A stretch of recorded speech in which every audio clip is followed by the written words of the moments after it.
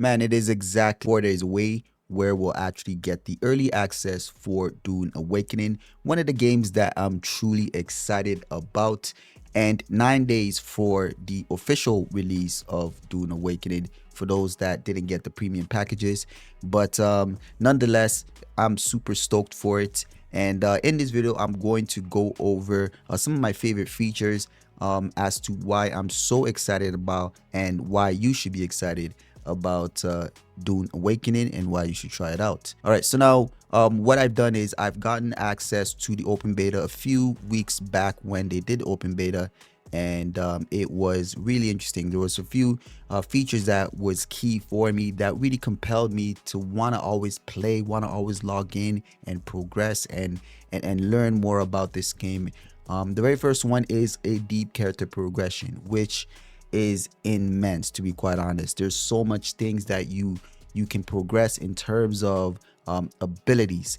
There are various trainers in the game that you'll need to find first of all, and actually speak to, and you will have to complete a quest with them, and then they'll begin to train you on a certain ability. There's various ones. I believe there's 5 or 6 different ones where you can actually learn new abilities from and use them in conjunction with other abilities. So what's great about this is you have some skill sets that you can allocate to these different abilities, well, skill points, right?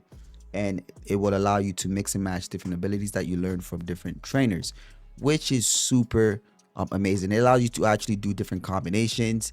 It's just so much just on just the abilities alone, but also looking at your character develops, gains levels as it gains as you play the game. As you gain levels, you definitely gain more health points or stamina bar. I noticed that as I gain more, my level goes up, my stamina bar increases as well. So your character just gets better over time as you play the game. In terms of equipment and armor sets, you will be learning new technologies. You'll be getting what you call intel points as you raid different locations, and it will allow you to actually allocate these intel points to get more gear, weapons, armor, and things like that to further help you progress in the game.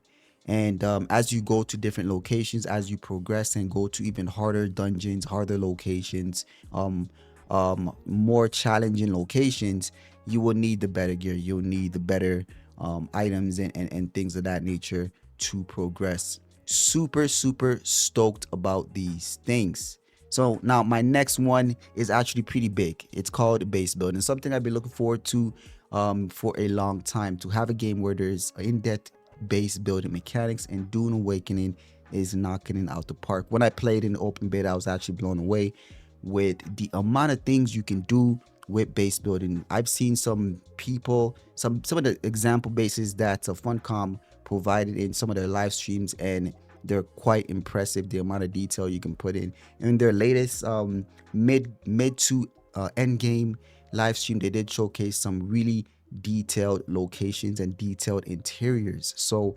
it's looking so good. And as you play the game, you'll be joining certain factions and getting their skin sets for base building, and as you progress with them, the more and more you get. You can also purchase from stores in the game as well. This way you can fine-tune how you want your base to look on the inside as well as the outside. So it's super exciting. So now with base building, there you can have your own base as well as you can have org bases or guild bases. So now you can build massive guild bases and have true infrastructure for production. So what you'll be needing is the main thing you'll be needing right now in the game, from what it looks like, is you're gonna need lots of water. You're gonna need lots of materials to produce, to build the vehicles that you'll need, to just water for your character to be able to sustain itself, water to essentially build almost anything in the game. You will need massive infrastructure to actually get the materials to actually build these things that are worthwhile, like buggies, like ornithopters, and different variants of them too. So It's super exciting to be able to actually have all of these options. Either you're a solo player or a guild itself. It's really exciting, you know. So my third thing is exploration. Exploration, what I found in Dune Awakening is there is so much places to explore. When I did it open beta, there was so much that we couldn't see. But what we gained access to, there was so much that we could go out and see. But I didn't even see everything, to be quite honest.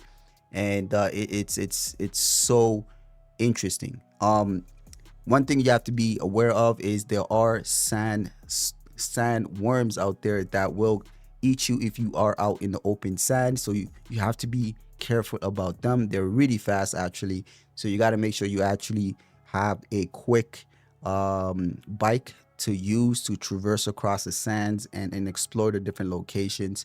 And it's really interesting. The way exploration works is if you get to a new area and you don't see much of the map, you'll have to climb to the highest point of that location and shoot a probe, and that probe will scan that area and reveal all the resources around all the locations that are worthwhile visiting.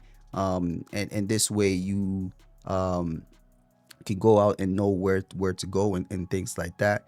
It's really good. It's really good. I'm really excited for the exploration aspect of the game as well. So now, lastly, one of the big things that I'm really excited about is guild play. Right, guild play is massive. What I've experienced with the open beta is there is in-depth mechanics to allow for permission settings for your guild members in order to actually be able to operate in one base if you guys want to, or have multiple bases. And with the permissions, you can allow players to be able to use certain things, access certain locations, and things of that nature. You can build vehicles in these bases and have org members grant certain access to org members to be able to use the vehicles, whether they want to use it for combat, whether they want to use it for exploration or resource gathering. All of that is in there. So now when it comes to the org play, we're talking end game stuff, right? So in end game stuff, there's what you call deep desert. Now they showed this not too long ago with their mid to end game gameplay, and what Funcom showcased was just phenomenal, right? If you want the end game stuff, if you want the really unique items, you want the spice. Spice is probably going to be is the most valuable item in the game to get, and it's very hard to get. So you need org to actually go there and collect it on a mass scale. So you'll need large vehicles to be able to collect it. You'll need a group of people to have thumpers to distract the worms. You'll need some ornithopters to scout out to see if there's no other players or groups of players around trying to gank you. You also need combat ornithopters and tanks and things of that nature to also fight those groups that are also going to be challenging that. So all in that, worms are also trying to eat you, going after the thumpers, and eventually there will be a big worm that will come at the end to eat that location up. If you have vehicles and things of that location, it will swallow it all up. And it's, man, I'm kind of blown away with some of the things that you can do with the end game, which is the org play, which is really what I find really interesting. So now you don't have to always go after the spice, right? You can also be going after certain locations in the deep desert that have unique blueprints. You can go after ganking other orgs, ganking their bases. If they built in the PvP zone, you can gank their bases and actually take what they have. You can gank their operation, their spice operation, and actually take their ground vehicle and actually take all the spice that they have. It's gonna be insane. It's gonna be insane. So these are some of the reasons why I'm super excited and why you should be excited. To be quite honest, I will be going live on June 5th as the early access starts. So make sure you're ready and you're subscribed and watch the stream with us. And also, my organization will be having a guild in Dune Awakening ourselves. We are currently called Terrorhawks. And if you are interested, you can find our Discord in the description of this video. Come and check us out if you are interested in joining us as well. All right, I hope I see you guys on June 5th when we actually go live. I'll be streaming as long as I can, and I'm really excited. Hopefully I catch you guys there. I'll see you guys on the next one.